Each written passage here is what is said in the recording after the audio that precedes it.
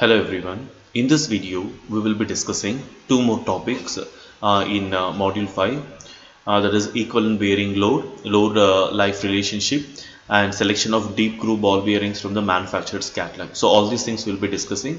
So before that, we could able to discuss thoroughly in the previous video, that is the static and dynamic load carrying capacities. Just briefly we'll discuss about it. As we discussed, the static load capacity CO is the amount of load a bearing can withstand before the sum of the ball and raceway deformation equals 0.01% of 0.0001 times the ball diameter as defined by ISO 147282. And static load capacity is almost always higher than dynamic load capacity because its limitation is plastic deformation of the ball and raceway material, which occurs when the load is applied to the bearing in a static, that is non-moving or a slow moving state.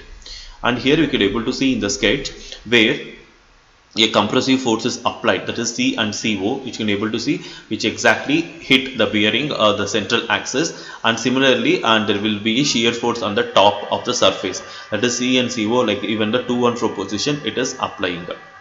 Now, the static loads are often the result of shocks to the bearing that are unplanned and difficult to quantify. Therefore, the linear bearings and ball screw manufacturers recommend applying a static safety factor depending on the type of applications and the operating condition.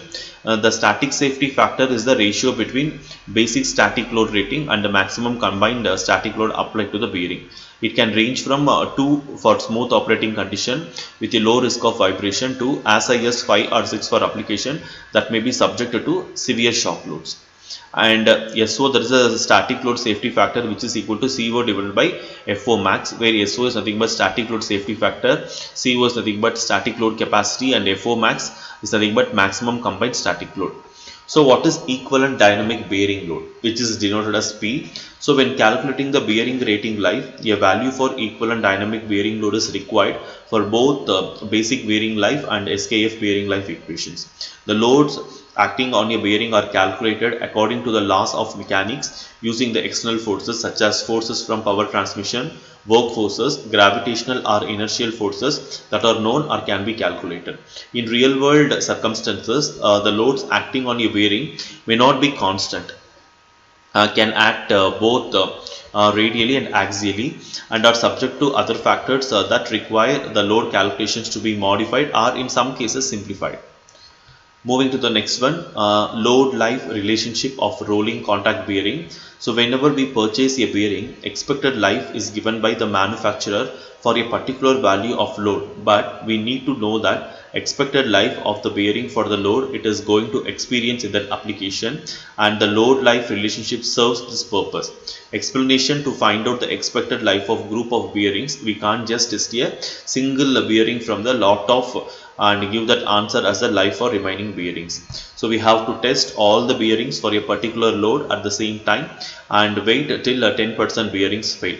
That life is the expected life for those remaining 90% bearings for that particular load. That is why it is called as expected life or rating life. Moreover, if the load is less, then it will be the life of the bearing. So, and from this the load life relations get derived. And moving to the next topic, selection of the deep groove ball bearings from the manufacturer's catalog. So here I will be taking the manufacturer's NSK, the world's leading deep groove ball bearing manufacturer. So deep groove ball bearings, the most common form of rolling bearings, are used in many types of applications, particularly those where high speeds and low power loss are required. And NSK deep groove ball bearings can handle not only radial forces but also moderate axial loads in both directions. They are easy to install and can be deployed in a variety of configurations. And NSK deep groove ball bearings guarantee strong performance, quiet running and maintenance free operation for many years, in much the same way that every product is carefully checked several times using automated measuring equipments. Each assembled unit undergoes various tests before delivery in order to guarantee the highest quality. And here we can able to see an example from the manufacturer catalog. So the material what they have used is that steel, where ultra pure steel that increases your bearings life by up to 80%. And next one is the thing, but this one, that is the advanced lubrication technology for more performance and greater durability. And here this one is nothing but high grade balls, where quieter and more consistent operation at higher speeds. And the next one is nothing but raceways, where it's specially honed to minimize the running noise and better lubricant distribution and longer operating life. And this is nothing but patented seals provide resistance to contamination in the toughest environments, and 100% testing guarantees a total product quality. So, world leader in seal technology, NSK Shields and the Seals offers years of trouble-free operation. The patented labyrinth construction ensures the highest levels of sealing, and due to low torque ensures low power losses too. The standard sealing material is an environmentally friendly nitrile rubber compound. Other materials are also available for use in high temperature or corrosive environments, for instance.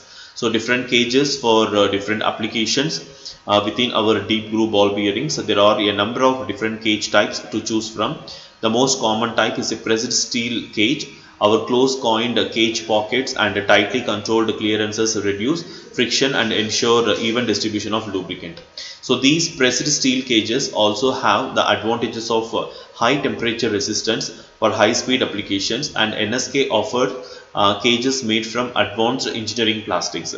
This can help to extend grease life and reduce noise and power loss in the bearing. In addition, plastic cages offer excellent resistance to shock or misalignment. So advanced lubrication technology and high performance, long operational life. We have this NSK. They have developed environmentally friendly lubricants for various applications. For NS7, the operation temperature is minimum is -40 and maximum is 130 degrees Celsius, and the typical applications are motors, ventilators, pumps and compressors, and the key features are excelled low torque and low noise performance, particularly at low temperature.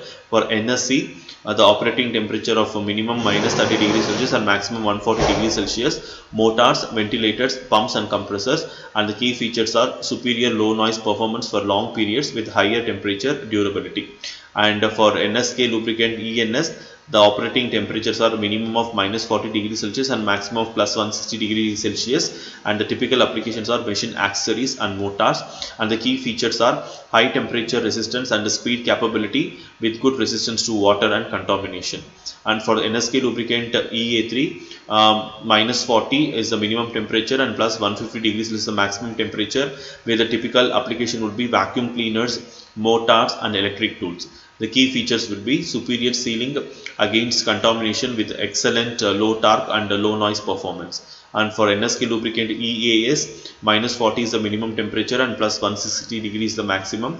Washing machines, pumps, compressors is the typical applications, and excellent water resistance and rust prevention with good performance under high loads.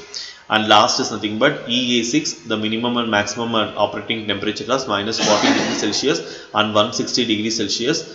Induction motors, compressors, ventilators and vacuum cleaners are the typical applications, and key features are superior long life at high temperatures with good wear resistance and rust prevention. And in certain applications, ball bearings are subject to cyclic loads and speeds. As an example, consider a ball bearing operating under the following conditions. So radial load of 2500 Newton at 700 RPM for 25% of the time, radial load of 5000 Newton at 900 RPM for 50% of the time, radial load of 1000 Newton at 750 RPM for the remaining 25% of the time. So under these circumstances, it is necessary to consider the complete work cycle while finding out the dynamic load capacity of the bearing. So we shall continue the discussion of this example in the next video. Thank you.